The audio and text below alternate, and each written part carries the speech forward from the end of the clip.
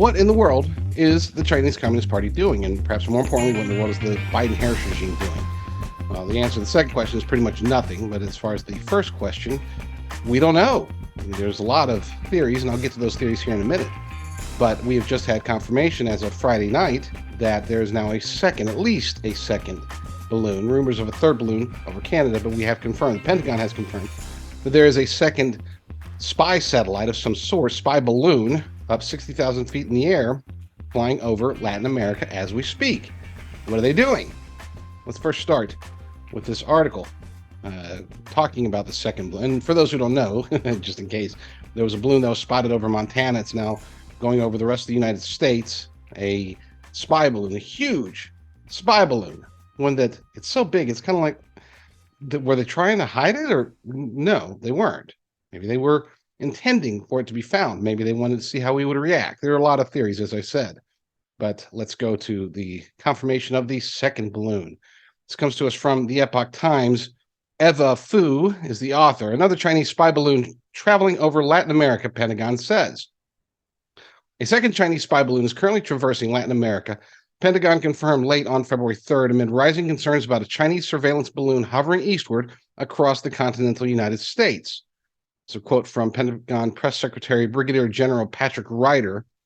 Said, "We are seeing reports of a balloon transiting Latin America. We now assess it is another Chinese surveillance balloon."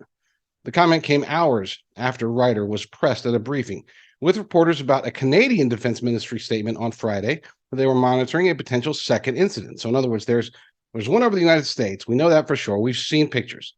Okay. It's got Eric Swalwell's name all over it. We've seen reports, rumors that there's one over Canada, and now we have confirmation there's one over Latin America. Ugh. The first Chinese balloon, which military officials described to be a high-altitude surveillance balloon, appeared earlier this week above the state of Montana, home to one of the country's 3 nuclear missile silo fields. Secretary of State Antony Blinken on Friday postponed a trip to Beijing that would have marked the highest-profile U.S. visit to China over the balloon, calling the balloon irresponsible and a clear violation of U.S. sovereignty and international law. He told reporters that China's decision to take this action on the eve of my planned visit is detrimental to the substantive discussions we were prepared to have. The Department of Defense wouldn't confirm the balloon's exact location, its size, and other details on Friday, other than saying that the balloon is maneuverable, has changed course at some point, and that it is currently flying at 60,000 feet eastward across the country. Let's skip down to the Costa Rica report. Ryder didn't specify which country the balloon is currently hovering over, but local reporters have cited sightings of a white balloon of mysterious origin over Costa Rica, which the country's civil aviation authorities said doesn't have a fly authorization. According to Art Thompson, CEO of California-based company Sage Cheshire Aerospace, which provides stratospheric balloon launching and research services, he said, "My big concern with the Chinese balloon flight is if this is a test to see how fast we react and what we do." And unfortunately, the answer to that second question, what we do, is nothing. The Biden-Harris regime is not acting upon this. They claim that they can't shoot it down because it would cause too much debris to fall, and that could fall on people and do damage and hurt and maybe kill people. But here's the thing, as I've said before, and I'll say it again, they have some pretty smart people at the Pentagon. They even have smarter people at NASA. They could put together a couple of notebooks and a few calculators if they had to, let alone anything with computers, and they could figure out, okay, so if we blow it up here, we know that there's people here, here, here, and here, so we blow it up here from this direction, and with the wind speed, if we do it at this time, then it's going to land, most of the debris is going to fall over here where it's uninhabited. That could have been done, and yet it wasn't. What's the concern? The concern is definitely not over that. Now we get into conspiracy theories. And when I say conspiracy theories, these are just theories. I shouldn't even have called them conspiracy theories because I know a lot of you out there hold that phrase in contempt. You consider it to be some sort of negative remark.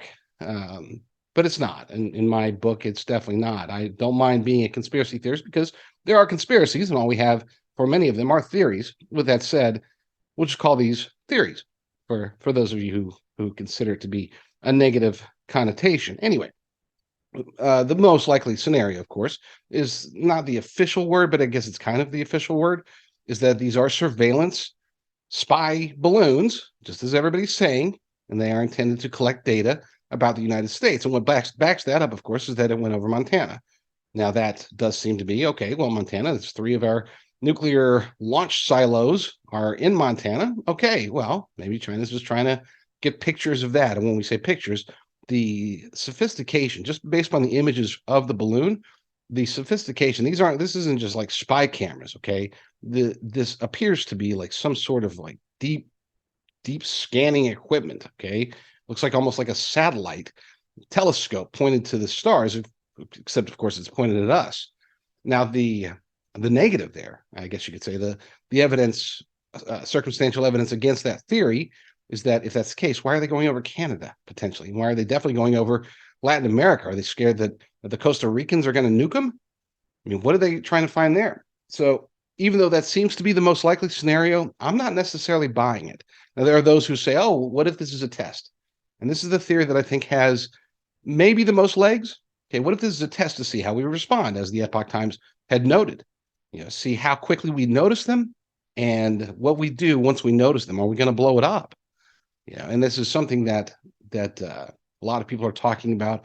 For example, EMPs. If you were to arm those with nukes or a nuke, one EMP at that altitude could take out the power grid and other infrastructure items across a very wide spectrum. I mean, we're talking about I think it would only take, depending upon the altitude and the strength of the nuclear weapon, it would only take 1 or 2 or 3 to completely cripple the United States of America. Okay, and if they were able to do that, then that's obviously bad for us. Theory number 3, this one is a little bit tougher for me. I'm not a scientist, but I find this one hard to believe, is the idea that this is they're spreading some kind of biological weapon, or maybe a new pandemic or something like that. You would think that there would be easier ways than that. Okay, unless again we're talking about some very sophisticated weaponry out there. And there are other theories that some of them I'm not going to entertain. Of course, the oddest one, I guess you could say, is that this is basically like a technological sniffer that they can take control, they can hack pretty much anything with some new technology that they have that's able to, if they can get within visual range, because let's keep in mind, when you're talking about surveillance, when you're talking about certain types of control mechanisms, there are those that travel in the air and whatever, it's within a range, and nothing short of maybe lead could block it, right? Like radio waves, for example. That's why you can still get like the internet or radio transmissions while you're indoors. There's other things that require line of sight, and line of sight, for example, obviously visual surveillance that doesn't use infrared or anything like that requires line of sight, which lends to the first theory that this is just for visual surveillance. But again, keep in mind, and if you haven't seen the images, please go look them up on the internet. They're everywhere. This is a very complex. This isn't just a camera spying on us up there. Okay, there's arrays coming out of it, and they seem to be pointed to the ground. This is why the theory that perhaps this has something to do with hacking or taking control of the internet or taking control of our infrastructure grid or our weapons or anything. Okay, anything, literally. That kind of makes more and more sense as I talk through it. I know I said this is the crazy one, but maybe it's not. I mean, maybe this is the most likely scenario. I don't know. All I know is that it stinks. All I know is that it's really odd that the Biden-Harris regime, as feckless as they are, as weak as they are, as beholden to the Chinese Communist Party as they are, this still seems weak for even them. I saw a tweet earlier. I forgot who posted it. Somebody said that even Jimmy Carter would have shot it down by now. So that seems to be probably the case.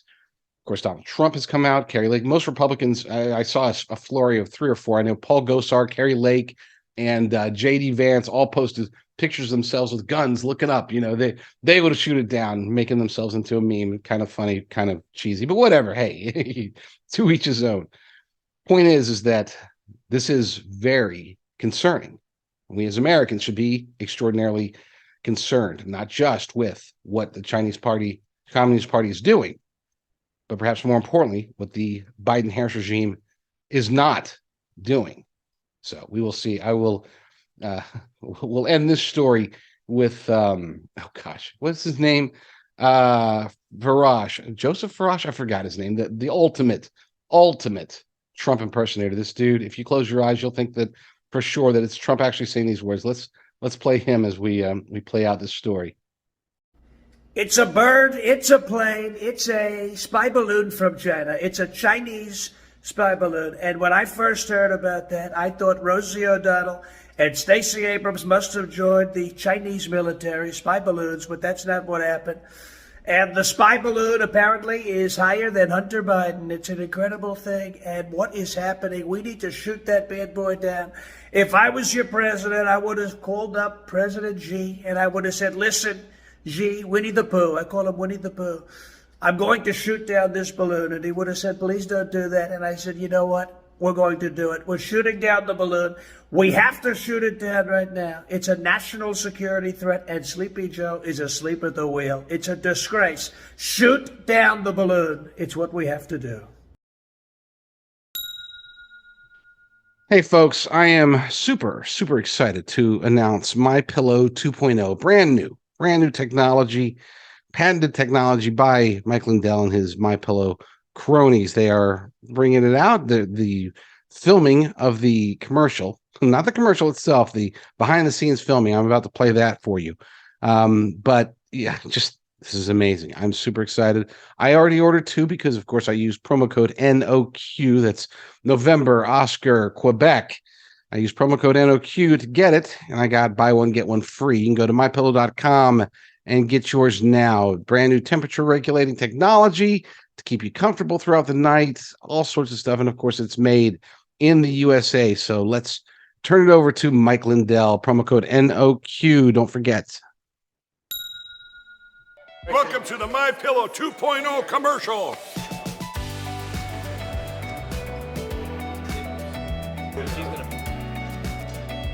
Miss Makeup. Well, you look good.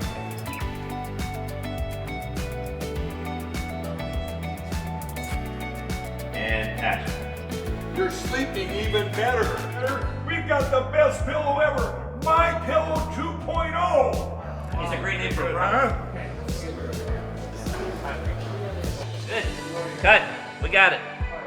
Welcome to the set of the MyPillow 2.0, the most amazing pillow in history. That new technology is still the MyPillow's patented fill, but now we have new technology we didn't have back when I invented MyPillow that's going to help you sleep. It's absolutely amazing, and you're the first ones that can check it out. Go to mypillow.com, use the promo code on your screen, and we brought back the buy one, get one free.